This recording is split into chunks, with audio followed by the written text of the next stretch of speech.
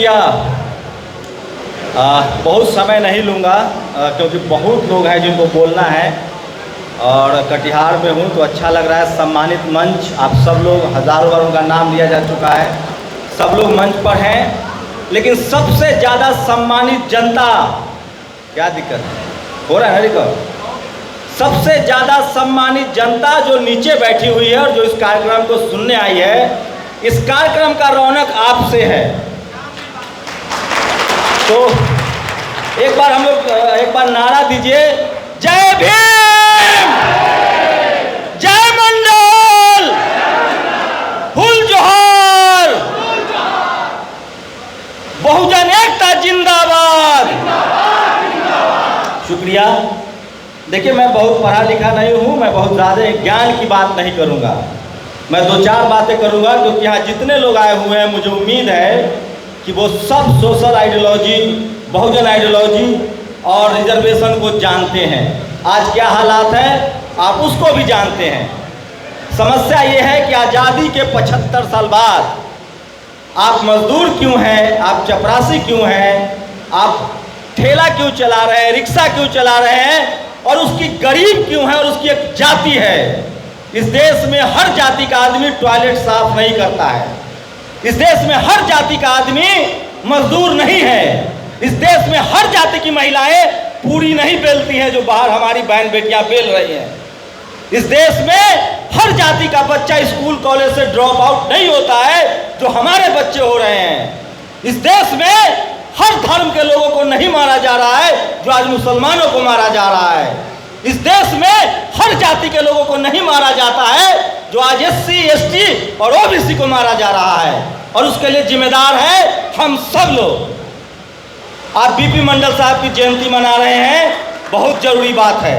हम फूले पेरियार अंबेडकर, पेरियार ललई सिंह यादव, कर्पूरी ठाकुर, चौधरी चरण सिंह की तस्वीर लगी है, अच्छी बात है, लेकिन सवाल वही है, हमारे बाप के पास हाथी था, हमारे पास क्या है? क्या लगता है आप लोगों को फिर से बाबा साहब आएंगे, फिर से जगदेव बाबू आएंगे, फिर से कोई पेरियार आएगा? नहीं आने वाला है। उनका विचार है आपके साथ, आपको अपने घरों से पेरियार और फूलन देवी पैदा करना पड़ेगा, जगदेव प्रसाद पैदा करना पड़ेगा। आज मैं होटल में था तो सुन रहा था, एक साहब गए थे मिलने, वो कह रहे थे कि हम अपना पूरा परिवार सेटल कर लिए हैं। हम बोले क्या सेटल किए हैं? तो बच्चा डॉक्टर है, इंजीनियर है, नौकरी में है। एक और साहब गए मिलने, हम तो रोज़ आप ही लोगों से सीखते हैं, वो अच्छे पत्रकार हैं, फूले पेरियार अंबेडकर को जानते हैं, लेकिन अभी कर्मकांड से नहीं निकले हैं। दो तीन बातें हैं जो आपको समझनी पड़ेगी और आपको करना पड़ेगा, और नहीं कीजिएगा तो नुकसान किसी दूसरे का नहीं है। जो आदमी इस देश में जितना पहले फूले पेरियार अंबेडकर को मान लिया, जान लिया, वो आज अब कलेक्टर है, SP है, DM है, CM PM तक बन रहा है। जो कर्मकांड में फंसा हुआ है वो आज वही का वही है और आगे भी रहेगा, क्योंकि जो कर्मकांड है आपका वो आपकी अमीरी के लिए नहीं है, गरीबी के लिए है। वो आपका पैसा खाएगा, वो आपका शोषण करेगा, और जो फूले पेरियार अंबेडकर के रास्ते पर चलेगा, स्टाम्प मरवा लीजिए मुझसे, वो आज एक पीढ़ी नहीं तो दूसरी पीढ़ी में अमीर बनेगा, SP DM बनेगा, कलेक्टर CM बनेगा। अब आपको तय करना है कि आप अमीर बनना चाहते हैं, कलेक्टर SP बनना चाहते हैं, कि पीढ़ी दर पीढ़ी मजदूर रहना चाहते हैं। आपको तय करना है। यहाँ जितने लोग आए हैं आपको तय करना पड़ेगा कि अब बिंदेश्वरी बाबू नहीं आएंगे BP मंडल। आपको अपने घरों से एक एक बच्चे को, अपने परिवार को, पत्नियों को और आपको फूले पेरियार अंबेडकर के आंदोलन को घर घर में पहुंचाना होगा। मैं आपको पैसा देता हूं, मुझे अच्छा भी लग रहा है, सलमान खान टाइप का महसूस कर रहा हूं, लोग फिल्म फोटो खिंचवा रहे हैं, मैं कुछ नहीं कर रहा हूं आप लोग के लिए। मैं पेशे से पत्रकार था, वही बातें बोल रहा हूं जो हमारे बाप दादाओं ने लिखा है, फूले पेरियार अंबेडकर ने। एक बात जान लीजिए, खराब लगेगा, हमें पैदा हमारे बाप ने किया, लेकिन हमें जीने का अधिकार फूले पेरियार अंबेडकर ने दिया है, और उसके रास्ते पर नहीं चलेंगे तो आपका कल्याण होने वाला नहीं है। अरे कर्मकांड में तो हमारे बाप दादा भी फंसे हुए थे, लेकिन हमारी माँ तब भी मजदूरी करती थी। हमारे तन पर कपड़ा नहीं था, हम स्कूल नहीं जा सकते थे। दो ही रास्ते हैं इस गरीबी के मकरजाल से निकलने का, एक पढ़ाई लिखाई और दूसरा बिजनेस, जिसको हम पावर सेंटर्स कहते हैं। आप कॉलेज, मैं कोई ऐतिहासिक बात नहीं बोलूँगा, मैं बहुत पढ़ा लिखा नहीं हूँ। प्रोफेसर रतनलाल इतिहास के विद्वान हैं, वो बताएंगे। मैं मोटा मोटी बात बोलूँगा जो मुझे समझ में आता है, टूटी फूटी भाषा में। आप सोचिए कैसे आपका बेटा एसपीडीएम बनेगा पढ़ाई लिखाई से, कैसे आप सीएम पीएम बनेंगे। एक चाय वाला प्रधानमंत्री बन सकता है, आप क्यों नहीं बन सकते हैं? हम मानसिक रूप से गुलाम हैं, हमारी सोचने की ताकत नहीं है। और सोचने की ताकत इसलिए नहीं कि हमारे घर में गरीबी है, बेरोजगारी है, लाचारी है, बेबसी है और हम किसी के सहारे बैठे हुए हैं। उस सहारा को छोड़ना पड़ेगा और दो ही रास्ते हैं आपके पास, बिजनेस या पढ़ाई। और ये दोनों रास्ते आज के दिन में आपको बंद किए जा रहे हैं। मुझे किसी आरएसएस से और बीजेपी से कोई दुश्मनी नहीं है, किसी सवर्ण से भी दुश्मनी नहीं है। मेरा खेत नहीं जोत लिया उसने, खेत था ही नहीं तो जोत क्या लेगा? हम तो मजदूर घर में पैदा हुए थे। हमारी दुश्मनी आइडियोलॉजी से है। इस देश में जिसको हम मनुवादी, जातिवादी और ब्राह्मणवादी कहते हैं, वो चाहता है कि आप ठेला चलाएं, रिक्शा चलाएं, मजदूरी करें, सब्जी बेचे, ज्यादा से ज्यादा चपरासी बन जाओ, ज्यादा से ज्यादा सेना में जाके जवान बनो। एसपीडीएम, कलेक्टर, सीएम जब बनेंगे तो आपको बेइज्जत करेगा। एक आदमी नौकरी करने वाला अपने कलेजा पर हाथ रख के बताए आरक्षण से नौकरी मिल गई है उसको, एससी एसटी ओबीसी माइनॉरिटी को, क्या वो सम्मान से नौकरी कर रहा है? बताइए। आपको रोज बेइज्जत किया जाता है जाति के नाम पर, रोज ह्यूमिलिएट किया जाता है। और जब वोट का समय आता है तो कहता है हम हिंदू हैं। हिंदू है तो करो बहन बेटी की शादी हिंदू से। शादी जाति देखकर होता है, धर्म देखकर नहीं होता है। मैं कह रहा हूं दो तीन बातें। देखिए, आपको पावर सेंटर्स में आना होगा। एक बड़ी खबर चलाई जाती है, मुझे नहीं पता यहाँ कितने ओबीसी के लोग हैं। ओबीसी वाले कितना लोग पत्थर साइंस में विश्वास करता है कि ये पहनोगे तो अमीर हो जाओगे, ये पहनोगे तो गरीब हो जाओगे। कितना ओबीसी ओबीसी इस देश का शेड्यूल कास्ट का एहसानमंद रहिए, जैसे बाबा साहब के हैं। इस देश का शेड्यूल कास्ट पूरे आरक्षण की लड़ाई को मजबूती से लड़ रहा है और बीपी मंडल के आंदोलन को भी आगे बढ़ा रहा है। लेकिन इस देश के ओबीसी को गर्व होना चाहिए कि फूले तुम्हारे समाज से थे, पेरियार तुम्हारे समाज से थे, गायकवाड़ आपके समाज से थे, साहू जी महाराज आपके समाज से थे, लेकिन आप लोगों ने उनको भुला दिया। तुम कर्मकांड के चक्कर में पड़े हुए हो।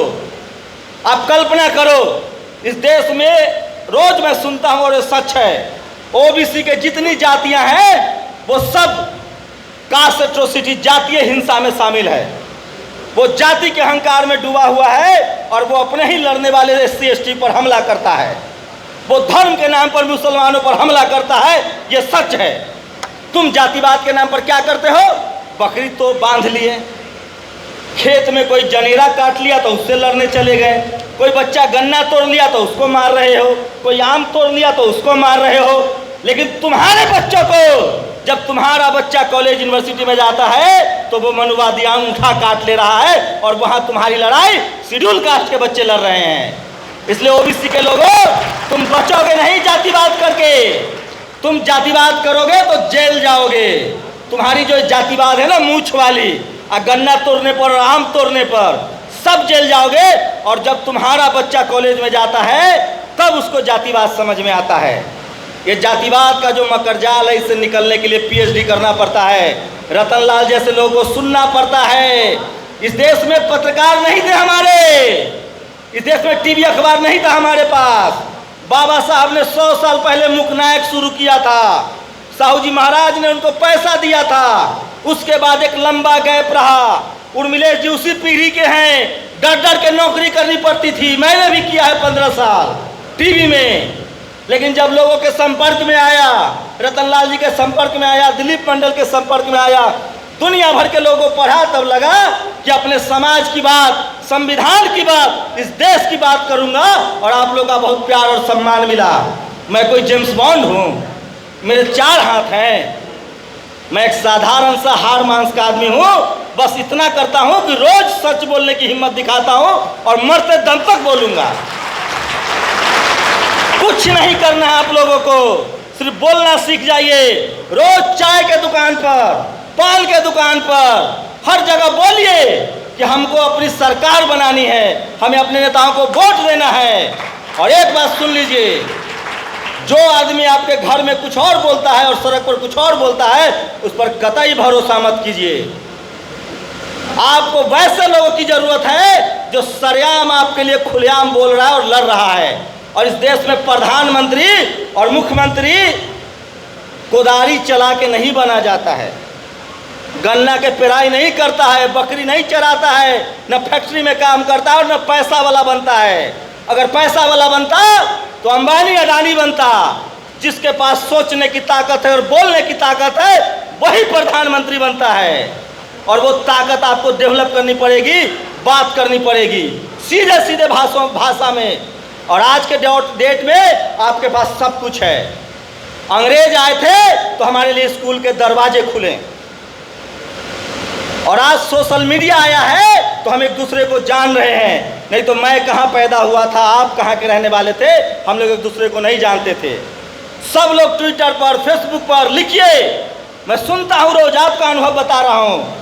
कोई मास्टर, कोई डॉक्टर, कोई इंजीनियर, कोई आम आदमी जब लिख देता है कर्मकांड के खिलाफ तो उसको जेल में डाल देता है। बिहार के वैशाली जिला के भगवानपुर प्रखंड में एक यादव को जेल में डाले हुए हैं। हम सब चुप हैं। अगर एक एक आदमी चुप रहोगे तो सबकी बारी आएगी, ये लिख लो। और एक बात और समझ लीजिए, नोट कर लीजिए, अब जातिवाद का शिकार ढोराई मंगरू नहीं है, मेरा बाप नहीं है जो बकरी चराता है। अब जातिवाद का शिकार वो है जो शहरों में है, जो कॉलेज यूनिवर्सिटी में है, जो नौकरी में है, जो बिजनेस में है। तुम्हारी जाति देखी जा रही है और आपके बच्चे मारे जाएंगे। लिख लीजिए आप। अब उनको मजदूरों से दिक्कत नहीं है, अब उनको पढ़े लिखे बहुजनों से दिक्कत है जो अपना अधिकार मांग रहा है। इसलिए पढ़े लिखे लोगों, अगर आपको लग रहा है कि बेटा को सेट कर लिए, बेटी को सेट कर लिए, तो जाति पीछा नहीं छोड़ेगी। मैं एमएलए, एमपी, मंत्री, मुख्यमंत्री जानता हूँ, जाना पड़ा लालू यादव को जेल, आगे भी जाना पड़ सकता है उनके बेटा को, क्योंकि उसका समाज एकजुट नहीं है। मायावती को गाली देते हैं लोग, कर्पूरी ठाकुर को गाली देते हैं लोग, बीपी मंडल को गाली देते हैं लोग, इस देश के मनुवादी संविधान को गाली देते हैं, बाबा साहब को गाली देते हैं। इसका मतलब हम सबको गाली देते हैं। रेप जाति देखकर होता है, आपका शोषण जाति देखकर होता है। और अब सबसे ज़्यादा शोषण उनका हो रहा है जो नौकरी पेशा है। इसलिए आपको लड़ना पड़ेगा, एमएलए, एमपी को लड़ना पड़ेगा, सीएम, पीएम को लड़ना पड़ेगा, क्योंकि उनकी जो पूरा जो जातिवाद है वो पता है क्यों है? पावर के लिए, पावर सेंटर्स के लिए। वो चाहते हैं कि उनको फ्री में मजदूर मिले। अमेरिका में, ऑस्ट्रेलिया में, लंदन में, यूरोप में सफाई कर्मचारी नहीं मिलता है। 10 लाख रुपया तनख्वाह मांगता है सफाई कर्मचारी। वो जाति बना के कहता है कि तुम सफाई करो, ठेला चलाओ, दूध दूहो, रिक्शा चलाओ, साफ करो, सड़क बनाओ, पुल बनाओ, नहर बनाओ, हम मजा करेंगे बैठ के। वो अखबार लेके कांख में चाप के आता है और आपका दूध खरीद के ले जाता है। उसका बेटा बेटी सब गोरा गोरा है, चिकना चिकना है। वो फिल्मों में काम करता है, वो क्रिकेट खेलता है। हमारे बच्चे मजदूरी करेंगे कब तक? बंद करो ये मजदूरी, पढ़ाई लिखाई करेंगे, हक अधिकार खोजेंगे। और उसका रास्ता बाबा साहब ने बताया है, वोट का रास्ता। और ये रास्ता हर किसी को अपने घर में एक फूले पेरियार अंबेडकर पैदा करना पड़ेगा। हो सकता है पहली पीढ़ी मारी गई है, मारी जाएगी, लेकिन आने वाली पीढ़ी राज करेगी। इसके लिए जरूरी है कि तैयारी आज से हो। सब लोग लिखना बोलना शुरू कर दीजिए। जिस दिन हम लोग 10 करोड़ लोग फेसबुक पर लिखना शुरू कर दे, यूट्यूब पर बोलना शुरू कर दे, उस दिन कोई रतन लाल को जेल में नहीं डालने की हिम्मत करेगा।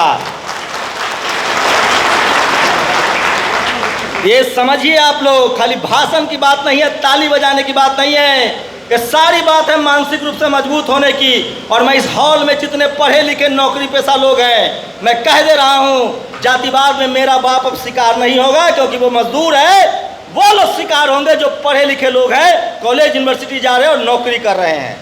वहाँ हमें यूनिटी बनाने की ज़रूरत है और इस लड़ाई को लड़ने की ज़रूरत है। और संविधान अगर बच गया तो हम सब बचेंगे, और संविधान तभी बचेगा जब संविधान के मानने वाले लोग CM PM SP DM बनेंगे। यही 4 चीज़ है जो आपको बचाएगा।